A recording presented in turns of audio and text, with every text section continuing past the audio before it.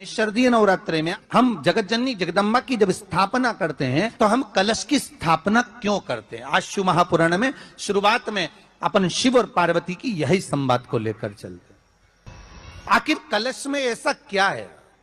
कलश के अंदर आखिर ऐसा क्या विराजमान है कि 33 कोटि देवता उस कलश के अंदर आकर बैठ जाते हैं? महाराज, आप कोई यज्ञ करने जा रहे हो, आप कोई पोथी पुराण करने जा रहे हो, आप कोई अच्छा कार्य करने जा रहे हो, तो ब्राह्मण देवता कह देते कलश की स्थापना होगी, कलश की शोभा यात्रा निकलेगी, कलश यात्रा निकलेगी, कलश विराजमान होगा। और आज महत्वता क्यों है? उस कुंभ की, उस घड़े की महत्वता कहां से प्रकट हो गई?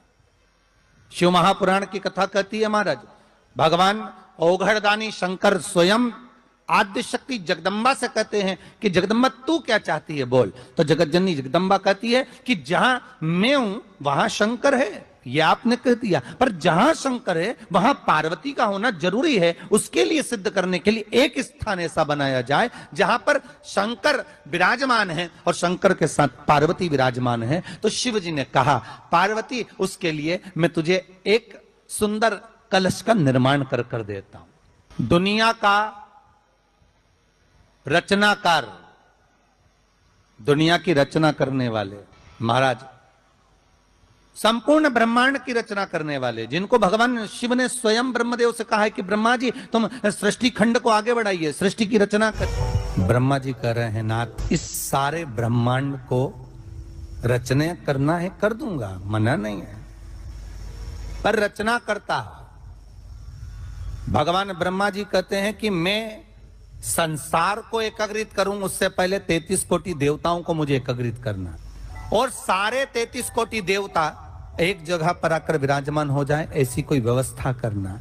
शंकर भगवान ने कहा बनाओ ब्रह्मदेव, तुम निर्माण करो। ब्रह्मा, शास्त्र कहता है कि भगवान शिव स्वतः, शंकर तो शंकर है, भगवान शंकर ने एक मट्टी का सुंदर सा भाग ढेला एकत्रित करा, उस ढेले से भगवान ने एक सुंदर कुंभ का निर्माण करा, एक सुंदर कलश का निर्माण करा। भगवान कुंभ का निर्माण कर रहे हैं, भगवान कलश का निर्माण कर रहे हैं, और भगवान स्वयं ब्रह्मदेव कर रहे हैं कि आप ऐसा निर्माण कर दो जिसमें 33 कोटि देवता स्वतः विराजमान हो जाए। तो भगवान ने उस कलश का निर्माण कर दिया।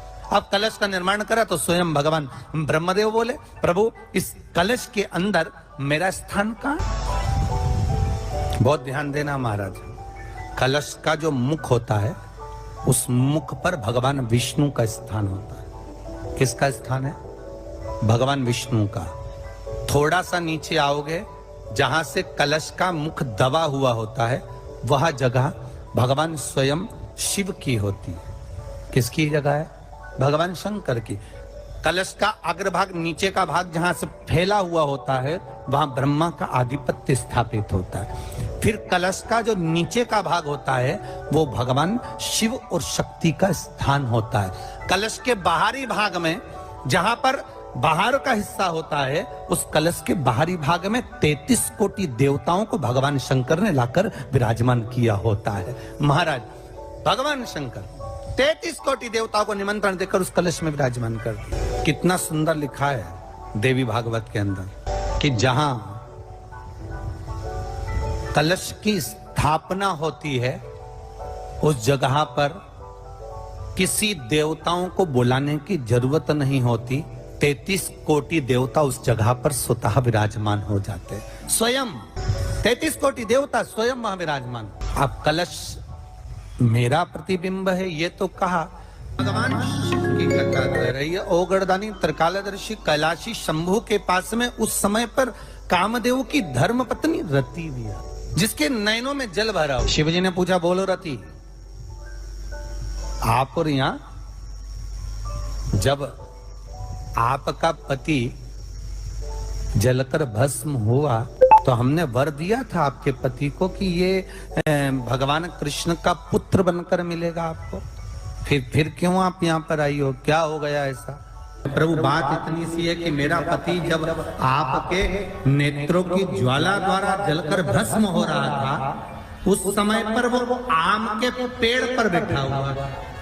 आम के पेड़ पर मेरा पति बैठा हुआ था, उसके चक्कर में वो आम का पेड़ भी जला तो वो आम का पेड़ जो जला, उसने मुझसे कहा है कि पति का तो उद्धार हो गया, पर हमारा उद्धार कैसे?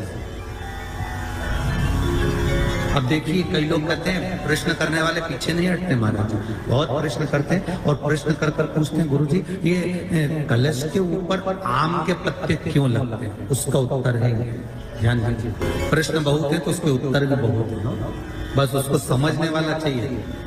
और आप लोगों को तो आज बहुत बहुत भगवान ने कृपा करी है, जो आप पहले दिन ही कलश स्थापना होती और पहले दिन ही आपको ये ज्ञान हो जाए कि बच्चे पूछे कि कलश क्यों रखा जाता है, कलश के ऊपर आम के पत्ते क्यों लगाए जाते हैं, कलश के ऊपर नारियल क्यों रखा जाता है, कलश के ऊपर 9 बार मोली क्यों बांधी जाती है, मोली मतलब अच्छा नाड़ा 9 बार क्यों लपेटा जाता है नारियल के ऊपर, कलश के ऊपर जब रखा है, कलश के ऊपर जब जब श्रीफल रखाता है, नारियल रखाता है, तो उस पर 5 बार 7 बार मोली नहीं लपेटी जाएगी, तो 9 ही बार लपेटी जाएगी। 5 या 7 बार लपेटते हैं तो कहते हैं कि लक्ष्मी की छिन्नता होती है, और वो 9 बार लपेटी जाती है तो भरपूर लक्ष्मी का भंडार। भगवान बोले, अब आप आई हो रति, ठीक है, मांगो क्या चाहिए, बस इतनी कृपा कर दीजिए कि आम के वृक्ष का भी उद्धार कर दो। शिव जी ने कहा, हम वर प्रदान करते हैं रति, जहां शिव और शक्ति है, जहां 33 कोटि देवता इस कलश के अंदर विराजमान होंगे, उस जगह पर स्वयं कंठ पर जहां पर मेरा निवास होगा, उस जगह पर ये आम के पल्लव अमृत के तुल्य माने जाएंगे, और इनका निवास हमारे ही हाथ में, हमारे ही हस्त कमल में विराजमान। आइए भक्तों, आज सुनते हैं तुलसी माता की चालीसा। यह चालीसा सुनने से होती है हर रोगों से मुक्ति, मिलती है सुख समृद्धि का आशीर्वाद। तो एक बार बोलिए प्रेम से विष्णु भगवान की जय, तुलसी माता की जय, भगवती माता की जय। श्री तुलसी महारानी करु विनय सिरनाय, जो मम हो संकट विकट दीजे मात नसाय। नमो नमो तुलसी महारानी, महिमा अमित न जाए बखानी, दियो विष्णु तुमको सम्माना, जग में छायो सुयस महाना। विष्णु प्रिय जय जयंती भवानी, तिहु लोक की हो सुख खानी। भगवत पूजा करे जो कोई, बिना तुम्हारे सफल न हो। जिन घर तब नहीं होए निवासा, उस पर करे विष्णु नहीं वासा। करे सदा जो तब नित्य सुमरन, ते ही के काज होए सब पूरन। कार्तिक मास महात्म्य तुम्हारा, जाको जानत सब संसारा। तब पूजन जो करे कुमारी, पावे सुंदर वर सुकुमारी। करे जो पूजा नित प्रति नारी, सुख संपत्ति से होए सुखारी। वृद्धा नारी करे जो पूजन, मिले भक्ति होवे पुलकित मन। श्रद्धा से पूजे जो कोई, भवनिधि से तर जावे सोई। कथा भागवत यज्ञ करावे, तुम बिन नहीं सफलता पावे। छायो तब प्रताप जग भारी, ध्यावत तुमहि सकल चितधारी। तुमहि मात यत्र तंत्र में, सकल काज सीधे होवे क्षण में। औषधि रूप आप हो माता, सब जग में तब यश विख्याता। देव ऋषि मुनि और तपधारी, करत सदा तब जय जयकारी। वेद पुराणन तब यश ज्ञाया, महिमा अगम पार नहीं पाया। नमो नमो जय सुख कारिणी, नमो नमो जय दुख निवारिणी। नमो नमो सुख संपत्ति देनी, नमो नमो अख काटन छेनी। नमो नमो भक्तन दुख हरनी, नमो नमो दुष्टन मद छेनी। नमो नमो भव पार उतारिणी, नमो नमो परलोक सुधारिणी। नमो नमो निज भक्तन उबारिणी, नमो नमो जन काज सवारिणी, नमो नमो जय कुमति नशावनी, नमो नमो सब सुख उपजावनी।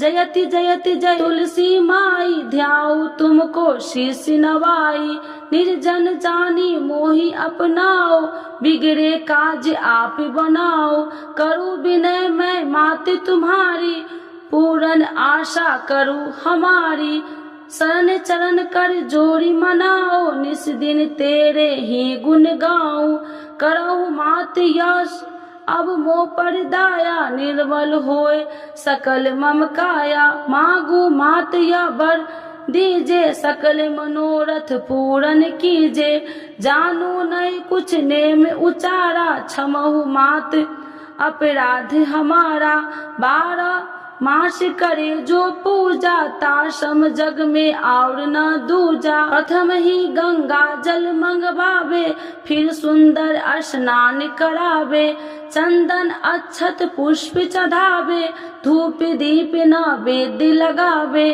करे आचमन गंगा जल से, ध्यान करे हृदय निर्मल से, पाठ करे फिर 40 की, स्तुति करे माते तुलसी की, यह विधि पूजा करे हमेशा, ताके तन नहीं रहे कलेशा, करे मास कार्तिक का साधन, शोभे नित्य पवित्र सिद्ध होई जाई, है यह कथा महासुखदाई, पढ़े सुने सो भव तर जाई, यह श्री तुलसी चालीसा, पाठ करे जो कोई, गोविंद सो फल पावही, जो मन इच्छा होई। तो एक बार बोलिए प्रेम से विष्णु भगवान की जय, तुलसी माता की जय, भगवती माता की जय, सर्व देवी देवताओं की जय।